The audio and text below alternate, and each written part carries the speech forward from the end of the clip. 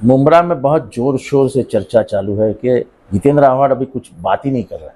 क्या बात करूं, किसके लिए बात करूं? ये जो छोड़ने वाले थे ये कई सालों से अपना रंग दिखा रहे थे, तो ये जाने वाले इसकी मालूमात हमको थी और वो नहीं लड़ रहे। ये जंग एक बहुत बड़ा षड्यंत्र है कि जितेंद्र आव्हाड को मुंब्रा में ही रोक के रखो, उसको कलवा में ही रोक के रखो, तो फिर क्या करे?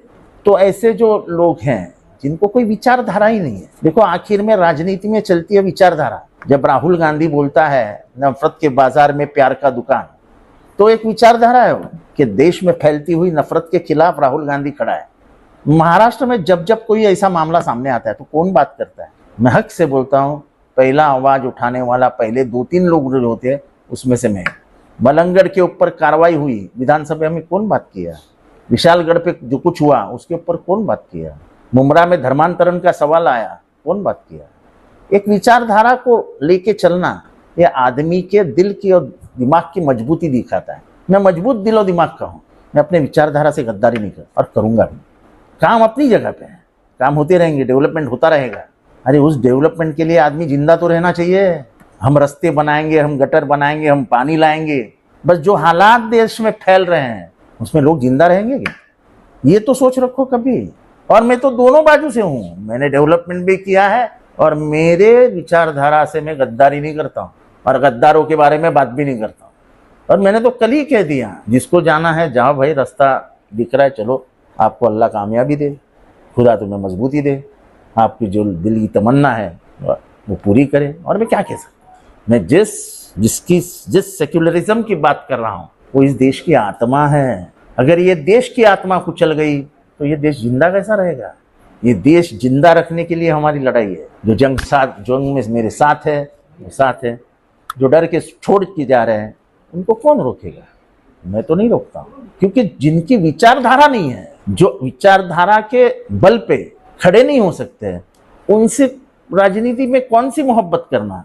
सिर्फ नगर सेवक बनना, सिर्फ आमदार बनना, ये बहुत आसान है। अब मैं इंडिया में जाता हूँ, अलायंस में बात करता हूँ, महाराष्ट्र में बात करता हूँ, ये सब आपकी ताकत जो मेरे पीछे खड़ी है, कलवा मुंब्रा के लोगों की ताकत मुझे ये सब बोलना सिखाती है।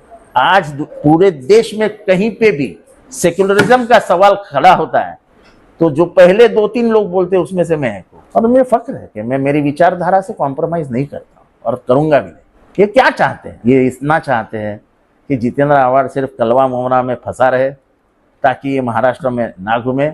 और महाराष्ट्र में जो बदलाव दिख रहा है, सांप्रदायिकता के खिलाफ जो बदलाव दिख रहा है, फिरका परस्त ताकतों के खिलाफ जो आवाज उठ रहा है, ये सिर्फ मुसलमानों से नहीं उठ रहा है, ये हिंदुओं से भी उठ रहा है।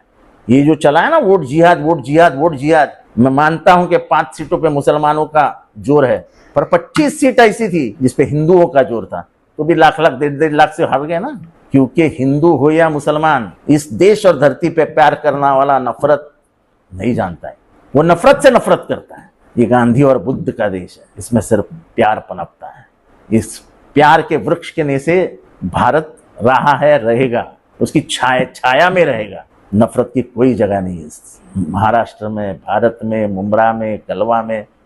आपको जहां जाना है जाइए, पर झूठ बात मत करिए। आपने जिसका हाथ थामा है वो बीजेपी के साथ है, वो आज बीजेपी के सरकार में उप मुख्यमंत्री है।